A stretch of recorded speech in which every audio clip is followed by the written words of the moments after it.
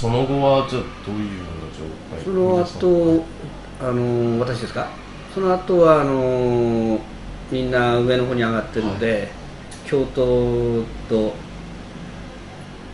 相談しまして、はい、あとは地域の人とかですね、とにかく避難所運営をしなくちゃならないということで、避難所運営のための町内会長さんとか、はい、あと京都とかをその理科室に集めて、これからのことについて、話し合ったと、はい、それでその後あと4つの地域地区があるので、はい、教室を4つに、教室っていうか2階を4つに分けてですね、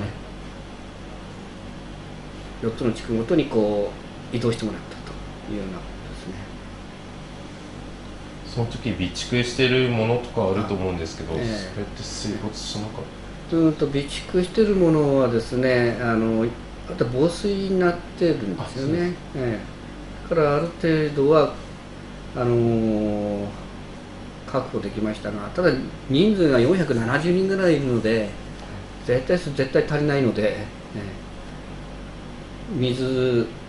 とかですね、水とかはどうにか大丈夫ですけど、クラッカー、当日夜夕方5時か6時、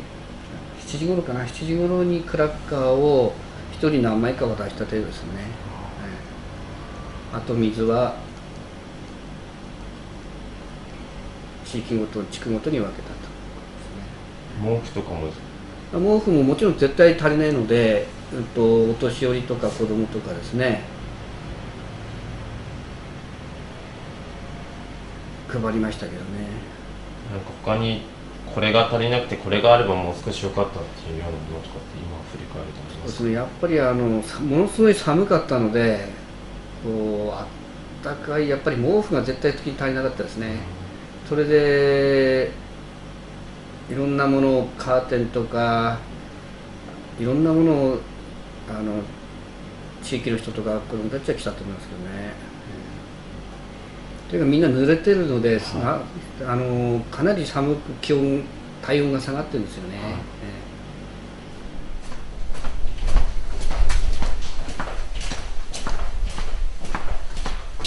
い、一応ですね、本部をここに置いたんですよ。理科室ですね。ここに本部を置いた。はい、ここでいろんな避難所運営について町内会長さんとかここで話し合ってどうするかと。で指示を出すときにもここで一応相談してるということですね。こっちが家庭科室になってるので、ここで一応いろんなものを配ったり、あとアルファ米とかですね、ここでいろんな食料関係のやつやりましたけど。仮設トイレは設置しなかったんですか？仮設トイレは設置しなかったですね。そこの、学校のトイレだけで一応間に合わせたんです。仮設トイレ、水とか大丈夫ですか？水はまだね、ある程度備蓄してるやつがあるので、ある程度は。ただ夜になって朝方はもう水出なくなってたんじゃないかな、トイレのもね。例えばこういうのとか、これあと水配ったりしましたけどね。であと6時頃かな、夜かな、あそこに野外照明のやつありますよね。はい、野外照明のあたりですね、閖上から車で流されてきた人がたどり着いたんです。そこに車ごとたどり着いたんですよね。車の中に乗ったまま閖上から流されてきたの。そしてそこで、水がとにかく高いので、こっちとしてもどうすることもできないので、とにかく頑張れよみたいな感じで励まして、で朝方こっちに来たんですよね。そしてこっちの方に、ここで薪を焚いて、この屋上で薪を焚いて、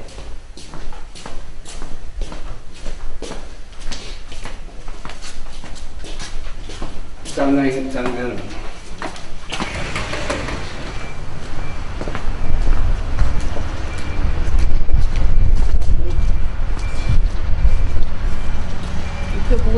とか炊いてですね、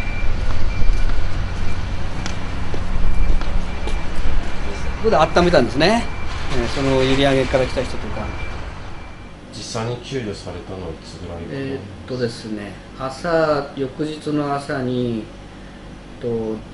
自衛隊と福井県警が来まして、9時頃ですかね。でまず具合の悪い人10人ぐらいですね、病院に連れて行くために自衛隊とか福井県警の車に乗せて、で搬送しました。病院の方に、各病院に10人ぐらい搬送したと。その後はですね、自衛隊の車とかで順次、まず幼児と乳幼児とお母さん、あとは幼児お母さんと、あと小学生低学年、小学生高学年、中学生とかで、あとは、最後に私と、あと町内会長さんとかね、そういうとか最後に確認して撤収しましたけど、その救出するまでは、無線防犯無防災無線ですよね、昨年度から配備されてたと思うんですが、そういうものとか携帯ですとか外部との連絡っていうのは全然全くつかなかったですね。全部津波でやられたので、全くこっちからも連絡できないし、あっちからも来ないので、教育委員会とかはどうなってるのかなっていうので、多分ちょっと連絡取ろうとはしたと思うんですが、こっちも携帯も使えないっていうか、電波が届かないみたいなんですよね。いろんな携帯を試したんですが、全然繋がらなかったですよね。かろうじて夜っていうか2時とか3時頃に au の方でかろうじてつながったので、みんな無事ですみたいなのは、持っている人、工事富士塚っていう海の方の土岩工事なんかやってた人たちもこっちに命からがら逃げてきたんですよね。その人たちも一緒に、私たちと一緒に6、7人ですね、一緒に過ごしたんですが、その人の携帯がその家族につながったので、その人からテレビ局とかラジオ局とかですね、そっちの言ってもらうようには頼んだんですが、なかなかつながらなかったみたいですね。じゃあ無線も特に開いたりっていうのはそれもちろん流されてますから。ちなみに周りの被害の状況とか把握できるラジオみたいなものってラジオは職員のラジオが1台あったので、電気のラジオですね、それでずっと夜一晩聞いてました。ちょっと大体被害の大きさっていうのは少しずつ。そうですね、ここだけじゃなくて、いろんなところでね、沿岸部同じような状況なんだな。卒業式っていうのはじゃあまず証書もないのでね、全部金庫がまず校長室自体何もなかったので、金庫とか流されて、じゃあそういうのを作るところから。そうですね、教育委員会の方で卒業証書作りをしてくれたので、あと教育委員会の方で何かいろんなことに関わってくれたのね。とにかく卒業式と終了式までやったということですね。とにかく何もない状況でこうやるっていうのは、やっぱり誰かの手を借りないと難しいなと。その後授業始まって夏休みが終わっても一学期っていうか終わったと思うんですが、その中でのお子さんの様子とかっていうのは変化がありましたか？やっぱり地震に怯えるとかですね、やっぱり津波だとかね、そういう休み時間に叫ぶとか、あとはやっぱり夢を見るとか、徐々に出てきたような気はしますね、そういう影響が。今スクールカウンセラーの方が増えたり、精神科医の方が。そうです、いろんな人たちが関わって、効果とか少しずつ見えて。そうですね、子どもたちの心のケアの方を第一っていうか最重点にしてるので、いろんなスククールカウンセラーとスーパーバイザー、あとは精神科医の人とかですね、いろんな人、特にハートフォトの人たちとか関わってますので、子どもたちのその心の変化ですね、できるだけ早く掴んで対応するようにということを心がけてますけど。